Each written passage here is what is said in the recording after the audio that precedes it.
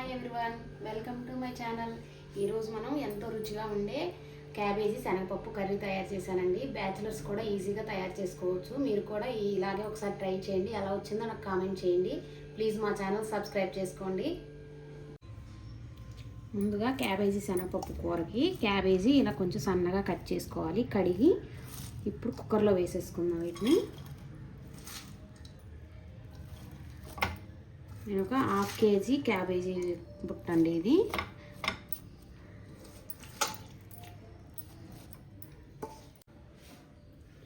Cabbage అంతా వేసుకున్నాక శనగపప్పు ఒక 2-3 సార్లు కడిగి మీకు టైం ఉంటే ఒక పావు గంట నానబెట్టుకోండి.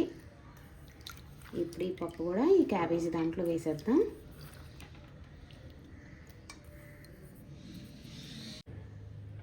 ఇప్పుడు ఈ క్యాబేజీ ఉడకడానికి ఒక గ్లాసు వాటర్ వేసుకుందాం. సాల్ట్ ఒక 1/2 స్పూన్ సాల్ట్ వేసుకున్నాం. సరే, ఇదంతా ఇలా కొంచెం కలుపుకొని కుక్కర్ పెట్టేసుకుందాం. మీరు విడిగా అయినా ఉడకబెట్టుకోవచ్చు. కుక్కర్లో అయితే కొంచెం ఈజీగా అయిపోతుంది.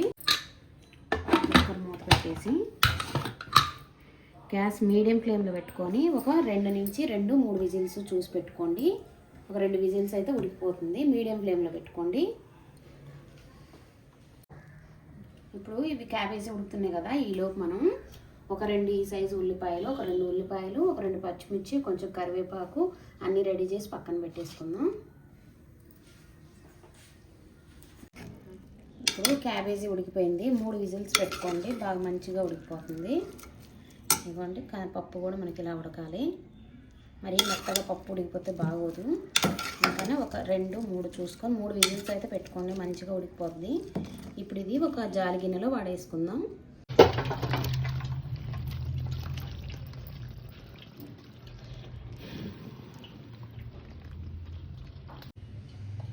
ఇప్పుడు గ్యాస్ ఆన్ చేసి ఒక ప్యాన్ పెట్టేసుకుందాం.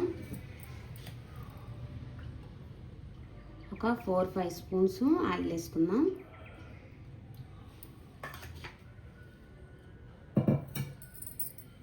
ఇప్పుడు కొంచెం ఆయిల్ హీట్ అవ్వాలి. ఇప్పుడు ఎండుమిర్చి ఒక 2 ఇలా చిన్న ముక్కలుగా కట్ చేసేసుకుందాం. ఈ ఎండుమిర్చి కొంచెం ఫ్రై అవ్వాలి.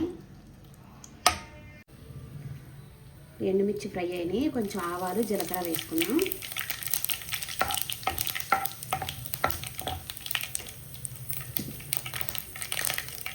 ఇప్పుడు ఉల్లిపాయ ముక్కలు వేసుకుందాం. పచ్చిమిర్చి,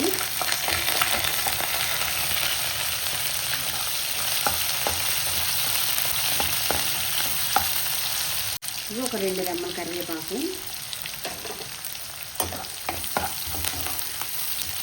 ఇవన్నీ కొంచెం ఫ్రై అవ్వాలి.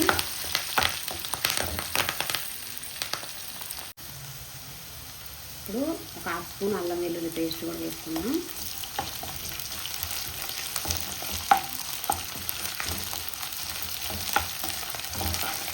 అల్లం వెల్లుల్లి పేస్ట్ పచ్చిమిర్చి పోయే వరకు కొంచెం ఫ్రై చేసుకోవాలి.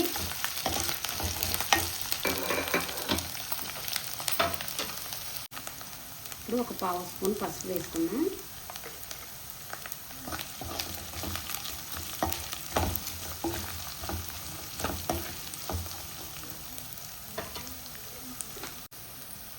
మనం ఇప్పుడు ఉడికించిన క్యాబేజీ ఉంది కదా, ఈ క్యాబేజీ శనగపప్పు పొడి ఇందులో వేసేసుకుందాం.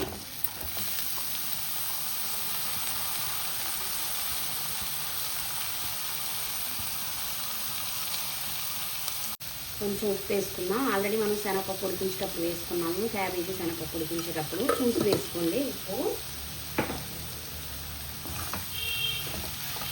ఇది కొంచెం ఫ్రై చేసుకోవాలి. ఇది ఒకసారి చూద్దాం. ఇలా అంతా మంచిగా ఫ్రై చేసుకోవాలి ఆయిల్లో.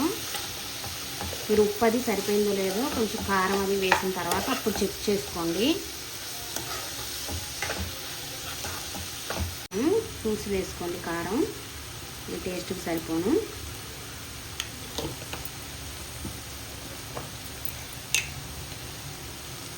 ధనియాల పొడి ఒక 1/2 స్పూను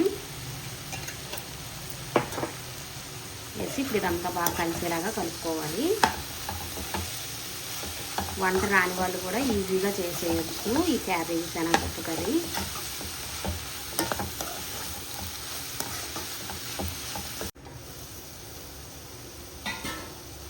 ఇప్పుడు ఒక పావు స్పూన్ గరం మసాలా వేసుకుందాం.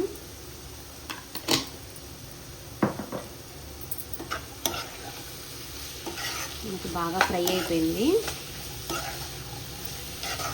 స్మెల్ భలే వస్తుంది అసలు.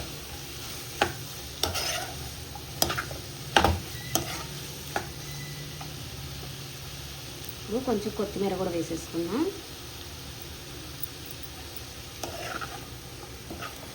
కొత్తిమీర వేసాక కొంచెం సేపు మగ్గితే అప్పుడు ఫ్లేవర్ బాగా కర్రీకి పడుతుంది, టేస్ట్ కూడా బాగుంటుంది.